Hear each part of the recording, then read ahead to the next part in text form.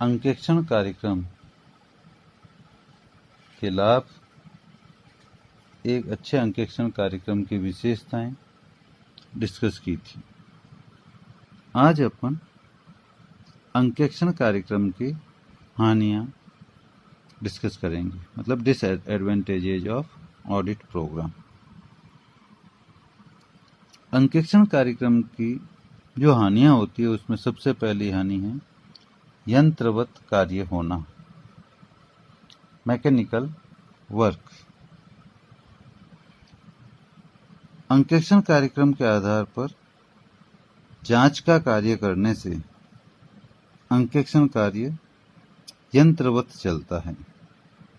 यदि अंकेक्षण कार्य के समय व्यवसाय में कोई विशेष परिस्थिति उत्पन्न हो जाए तो उसका ध्यान नहीं रखा जाता, क्योंकि ऑडिटर कहता है कि मुझे तो यही काम करने के लिए दिया गया है और साइन करा के दिया है, तो इसलिए कहते हैं कि ये यंत्रवत कार्य होता है। दूसरी हानि है स्वतंत्रता का अभाव, लैक ऑफ इंडिपेंडेंस। अंकेक्षण का स्टाफ अंकेक्षण कार्यक्रम के अनुसार ही कार्य करता है, अपने खुद के विवेक का उपयोग कार्य में नहीं कर सकता। इसलिए विशेष परिस्थितियों में स्वतंत्र निर्णय लेने के लिए अंकेक्षक के कर्मचारियों को प्रोत्साहन नहीं मिलता, अर्थात वे स्वतंत्र नहीं रहते हैं किसी भी निर्णय को लेने के लिए। तीसरी हानि है रचनात्मक चिंतन का अभाव, लैक ऑफ कंस्ट्रक्टिव थिंकिंग। अंकेक्षक के कर्मचारियों को अंकेक्षण करते समय पूर्व निर्धारित कार्यक्रम के अनुसार ही कार्य करना होता है। यदि उसमें कोई कमी है तो भी उसी हिसाब से ही काम करना। इसमें सुधार के लिए कोई अपना विवेक या चिंतन का उपयोग नहीं कर सकता और न ही कोई उपयोगी सुझाव दे सकता है। इसलिए कहते हैं कि अंकेक्षण कार्यक्रम का ये दोष है कि इसमें रचनात्मक चिंतन का अभाव है। चौथा दोष है अंकेक्षक के विरुद्ध साक्ष्य, एविडेंस अगेंस्ट द ऑडिटर। इसका अभिप्राय है कि यदि अंकेक्षक कभी भी लापरवाही या कर्तव्य भंग का दोषी पाया जाता है और उस पर कोई अभियोग चलता है तो उस ऑडिटर के द्वारा बनाया हुआ अंकेक्षण कार्यक्रम ही उसके विरुद्ध प्रयुक्त किया जा सकता है, प्रयोग में लाया जा सकता है। यदि कोई कार्य छूट गया है तो यही कार्यक्रम उसके विरुद्ध प्रमाण का कार्य करेगा, क्योंकि अपन ने 2 दिन पहले डिस्कस किया था कि जो भी काम है ऑडिट प्रोग्राम में सारे लिख दिए जाते हैं और कोई आप भूल जाते हो तो वो आपके लिए एक आपके अगेंस्ट में रिटन एविडेंस बन जाता है।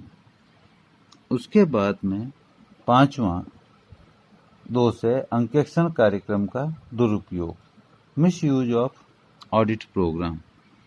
नियोक्ता के कर्मचारियों को अंकेक्षण के कार्यक्रम से जांच की सीमा तथा जांच की प्रविधियों की जानकारी प्राप्त हो जाती है। इससे वे ऐसे उपायों की खोज कर सकते हैं जिससे छल कपट पकड़ में ही न आ सके। इसके साथ ही साथ इन नियोक्ता के कर्मचारियों पर पड़ने वाले नैतिक प्रभाव में भी कमी आती है। इसके बाद छठा दोष है एक रूपता हानिप्रद,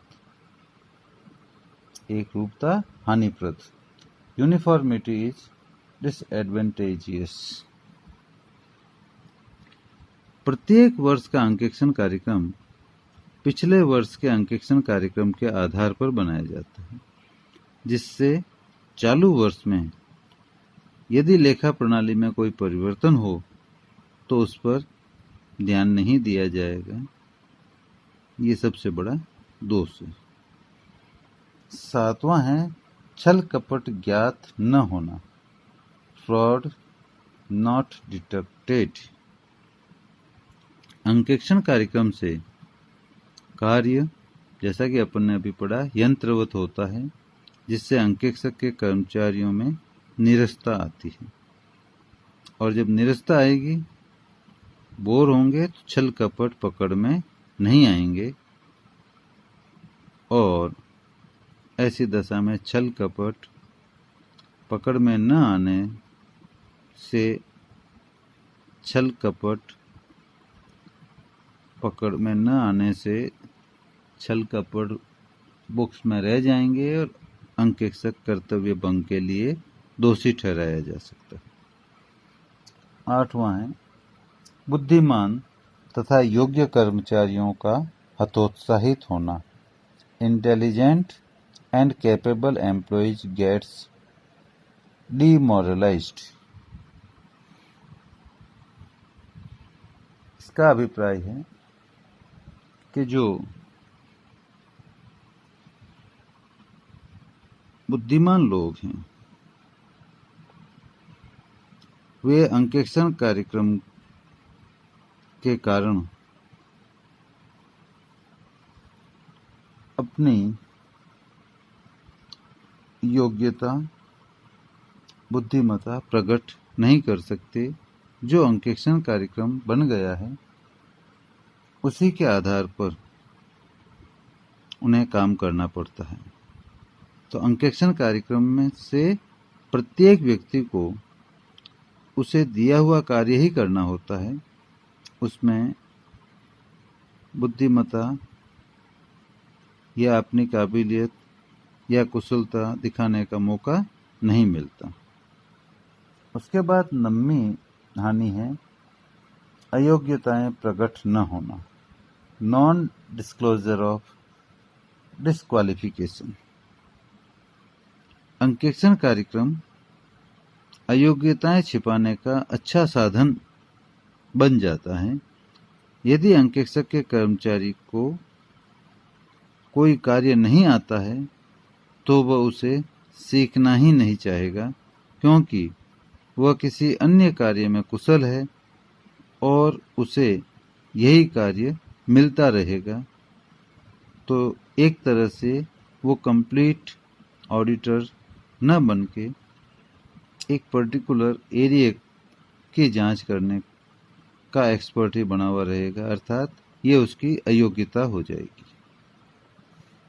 इसके बाद है समय, श्रम तथा धन की बर्बादी, wastage of time, energy and money. यदि व्यवसाय छोटा हो तो वहाँ यदि अंकेक्षण कार्यक्रम बनाकर कुछ लोगों में अंकेक्षण कार्य को बांटकर करवाया जाए तो ऐसी दशा में अंकेक्षण कार्यक्रम बनाने, अधिक व्यक्तियों में कार्य बांटने आदि से अंकेक्षक के कर्मचारियों का समय और श्रम व्यर्थ ही नष्ट होगा, क्योंकि यह कार्य बिना अंकेक्षण कार्यक्रम के एक व्यक्ति ही कर सकता था। धन की बर्बादी इसलिए होगी क्योंकि अधिक व्यक्तियों के कार्य करवाने से, मतलब अधिक व्यक्तियों के द्वारा कार्य करवाने से अंकेक्षण महंगा पड़ेगा, अर्थात ऑडिटर को ज्यादा फीस देनी पड़ेगी। अगली हानि है छोटे व्यवसाय के लिए खर्चीला, एक्सपेंसिव फॉर स्मॉल बिजनेस। जैसा कि अपन पिछले पॉइंट में पढ़ा कि व्यापार छोटा है, वहाँ एक ही व्यक्ति जाके जो भी काम है पूरा देख लेगा, और वही यदि अंकेक्षण कार्यक्रम बनाने बैठ जाएगा तो उसमें उसका जो टाइम लगेगा, पेमेंट तो व्यापारी को ही करना है। तो छोटे व्यापार के लिए अंकेक्षण कार्यक्रम बनाने में जो लगने वाला टाइम है उसका भी उसे पे करना पड़ता है, तो वो एक्सपेंसिव हो जाता है। फिर है लास्ट हानि, लॉच का अभाव, मतलब लैक ऑफ इलास्टिसिटी या फ्लेक्सिबिलिटी। लॉच के अभाव का अभिप्राय है, व्यावहारिक दृष्टि से अंकेक्षण कार्यक्रम में लोच कम पाया जाता है। इसका कारण यह है कि प्रारंभ से ही समस्त तथ्यों का समावेश कर लेने के कारण परिस्थितिवश कोई परिवर्तन हो जाता है तो अंकेक्षण कार्यक्रम को परिवर्तित करना उतना आसान नहीं रहता। इसके बाद अपन एक लोचदार अंकेक्षण कार्यक्रम के बारे में जानकारी प्राप्त करेंगे। लोचदार अंकेक्षण कार्यक्रम, फ्लेक्सिबल ऑडिट प्रोग्राम। ये लोचदार अंकेक्षण कार्यक्रम क्या होता है? तो अंकेक्षण कार्यक्रम तभी उपयोगी होगा जब वह लोचपूर्ण हो। तो लोचपूर्णता किसे कहते हैं? तो लोचपूर्णता का तात्पर्य एक ऐसे अंकेक्षण कार्यक्रम से है जिसे बदलती हुई परिस्थिति के अनुसार तथा अंकेक्षण की आवश्यकता के अनुसार बदला जा सके। अंकेक्षण करते समय ऐसी कई परिस्थितियां सामने आ जाती है जिसका अनुमान अंकेक्षण कार्यक्रम बनाते समय नहीं लगाया गया था। ऐसी स्थिति में यह आवश्यक हो जाता है कि पूर्व में बनाए गए अंकेक्षण कार्यक्रम में बदली हुई परिस्थितियों के अनुरूप परिवर्तन किया जाए, और ऐसा परिवर्तन तभी संभव है जब अंकेक्षण कार्यक्रम लोचशील हो। इस संदर्भ में एक कहावत है, an audit program to be serviceable must be elastic. उदाहरण के लिए, अंकेक्षण कार्यक्रम में मजदूरी भुगतान को सामान्य मानकर ध्यान नहीं दिया गया, जबकि सामग्री नियंत्रण पर विस्तृत जांच के लिए कार्यक्रम तैयार किया गया। अब अंकेक्षण करते समय यह मालूम हुआ कि सामग्री नियंत्रण की व्यवस्था बहुत ही बढ़िया और प्रभावशाली है, जबकि मजदूरी भुगतान के लिए तो जो प्रणाली अपनाई गई है इसमें कपट की संभावना अधिक लग गई है। ऐसी परिस्थिति में अंकेक्षण कार्यक्रम में परिवर्तन की आवश्यकता होगी, जिससे मजदूरी भुगतान से संबंधित व्यवहारों की जांच पर विशेष ध्यान दिया जा सके और कपट तथा गलती की संभावना को समाप्त किया जा सके। यह तभी संभव है जब अंकेक्षण कार्यक्रम लोचपूर्ण हो, लोचशील हो। इसके बाद अपन ये डिस्कस करेंगे कि अंकेक्षण कार्यक्रम को लोचपूर्ण कैसे बनाया जाता है, इसे लोचपूर्ण बनाने की विधि क्या है, प्रक्रिया क्या है। मीन्स अंकेक्षण कार्यक्रम को लोचपूर्ण बनाने की विधि या प्रक्रिया, मेथड और process for making flexibility in audit program. तो ऑडिट प्रोग्राम को लोचपूर्ण बनाने के लिए कुछ चीजें ध्यान में रखनी होती हैं। पहली है, अंकेक्षण कार्यक्रम तैयार करते समय अंकेक्षण कर्मचारियों से राय ली जानी चाहिए।